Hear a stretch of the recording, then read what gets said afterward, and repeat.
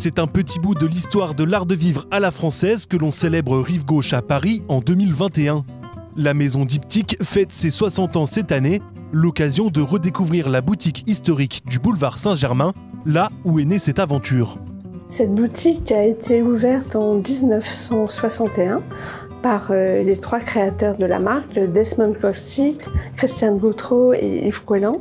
Donc ils ont atterri dans ce quartier de Maubert Mutualité qui était beaucoup plus artisanal et qu'il ne l'est aujourd'hui. Et ils ont acheté donc cette boutique qui avait la particularité à l'époque d'avoir deux vitrines qui formaient un angle. Et ça leur a évoqué, du fait de leur culture artistique et classique, le diptyque de peinture, d'où le nom de la marque aujourd'hui. Connu aujourd'hui pour ses bougies parfumées, Diptyque s'est d'abord lancé comme éditeur de tissus d'ameublement et vendeur d'objets déco.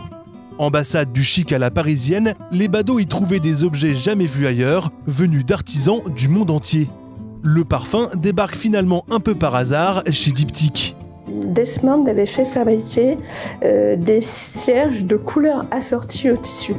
Et dans le flot d'une discussion, le cirier qui leur fabriquait ces bougies a évoqué l'idée de parfumer des bougies. Finalement, de passer de la décoration d'intérieur au parfumage d'un intérieur, et est-ce que parfumer un intérieur, ce n'est pas décorer son intérieur? Il y avait un pas qu'ils ont très rapidement franchi. C'était donc en 1963. À cette époque-là, finalement, en France, c'était un produit qui n'était pas du tout aussi courant ou aussi développé qu'il peut l'être aujourd'hui. 60 ans plus tard, le succès est toujours au rendez-vous et la maison continue d'élargir son champ créatif avec l'édition de nouveaux objets déco comme des pyjamas dessinés par l'ornementiste Pierre-Marie, des vases en cire d'abeille ou encore des diffuseurs de parfums en marbre poli à la main par Serge Binotto, l'ancien bras droit de Jean Prouvé.